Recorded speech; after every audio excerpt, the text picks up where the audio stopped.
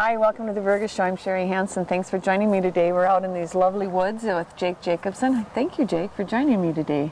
Yeah. Well, we're in maple, where the maple trees are, and so we got surf tapping going on. So it's that time of year, isn't it? Yep. Yeah, we're still in the process of tapping. Okay. I have about 300 more taps to put in.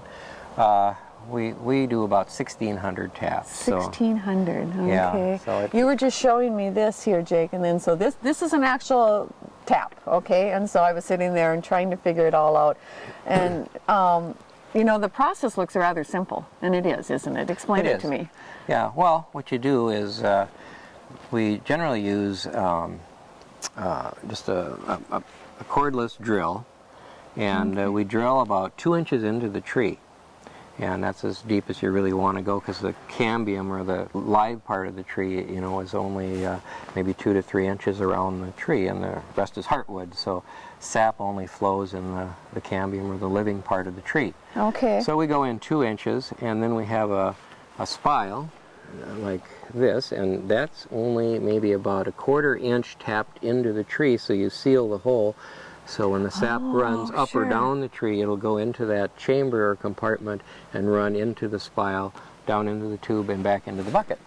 Now you said up or down, so sap can run either way? Oh yeah, it'll, at night when you get the freezing temperatures, sap is actually going in reverse. And when the temperature's warm, it draws it back up. Draws it back up, okay. And so you were talking about that, the sap isn't running complete right yet? No. And the temperature? Yeah, the temperatures haven't been right for us. This week we've had, you know, pretty warm temperatures, but the nights, I think 32, 33 have been the low. And you have to be in the 20s in order to get a good flow. And so we're hoping next week we'll get that type of temperature. Sure, and then the other thing you were saying is we need some sunshine. We haven't seen the sun for quite a while, and we're taping this here today. Yes, definitely. Sunshine would help. Sunshine would help. And so we haven't seen much of a run. I think some of the buckets that we have might have 1 inch or 2 in them. And there are some trees, of course, like this one, haven't given up any sap yet. So. Okay. Now you're located out on County 31 outside of, off of 59. I call it just outside of Vergas, but I consider everything just outside of Vergas. Right. We're about 15 miles out of 15 miles. Vergas, And you're going to be on the tour, right, for when for Maple Syrup Days, correct? Yes. I think there will be at least 3 other sugar makers on the tour. Okay. And a new one this year, which we're really excited about, is Maplewood State Park.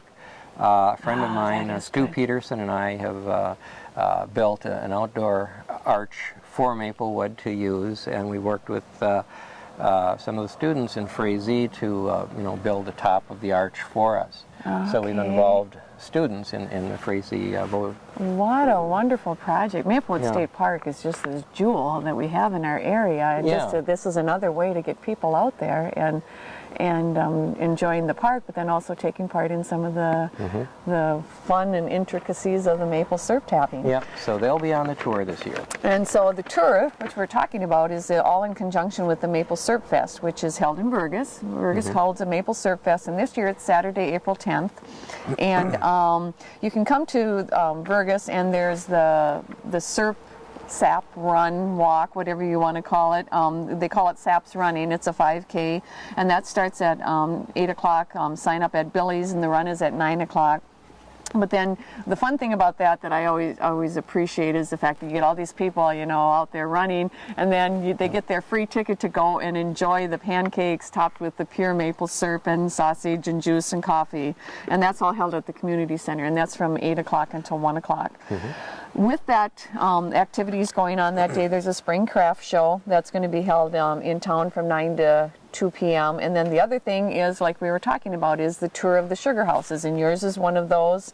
And there'll be, I'm not sure, do you know the other sugar houses on the tour, Jake? I think it's Dave Putz. Okay. He's right out of Vergas on 228. And I think Donnie Greenwood, who's a hobbyist, will be on there. And then, of course, we will be, and Maplewood State Park, which right. I'm very excited to see people go out there. Right, too, that'll be a lot of fun. And so then, so what you can do is you can go and have your pancakes. Maybe you want to do that first, and then go tour some of the sugar houses. And there'll be things going on in the city of Vergas as far as the other businesses kind of get involved with it too. Anything to do with maple syrup, and there'll be booths at the community center too. That's promoting awareness of maple syrup and promoting awareness of just our community. Right, and several of the producers in the area will have displays at the community center. Okay. So if you can't make it out to the sugar houses, but now, okay, if they were to come out to the, so keep that in mind. We'll talk about that just at the end too. But if they come out to your place on the 10th of April, what are they going to be able to see out here, Dave? Or Dave, you're talking Dave Kurtz and Jake. I'm sorry. Yeah. The tapping might be done already. Yeah, the tapping will be done, and what we're hoping that by April 10th we'll have actual sap to evaporate. Okay, so you take the sap and tell me that process. Right, well, once we actually get sap in our buckets, we go around and collect the sap. We have a 4x4 with a trailer on the back with a bulk tank, and we just pour the sap in there. We bring it up here, and then we put it in bulk tanks here. And of course, all of these bulk tanks will feed our evaporator, which is over there. And then we just basically are taking the water out of the sap till we get sugar, or pure maple syrup, and it's like 66% sugar at that point. Okay. And once you test it and you know that your hydrometer says it's 66% sugar, you know it's syrup. Okay. And then there's another process as far as filtering and bottling and stuff too. And will they be able to see some of those things going on in the 10th? Yeah, we hope that we'll be able to do actual evaporation of the maple sap. Oh, that would be great. That would be interesting that's our hope. to see. And of course, a lot of people like to walk in the woods this time of year to see how we have things set up and that's fun to see. And then so how much sap does it take to make one of those bottles of syrup? Well, on average, if you took this is a 5-gallon bucket, and if we boil it down on average, that would give you 1 pint of maple syrup. Okay. So it's a lot of it's a lot of sap to make that syrup. But you've got a wonderful setup out here.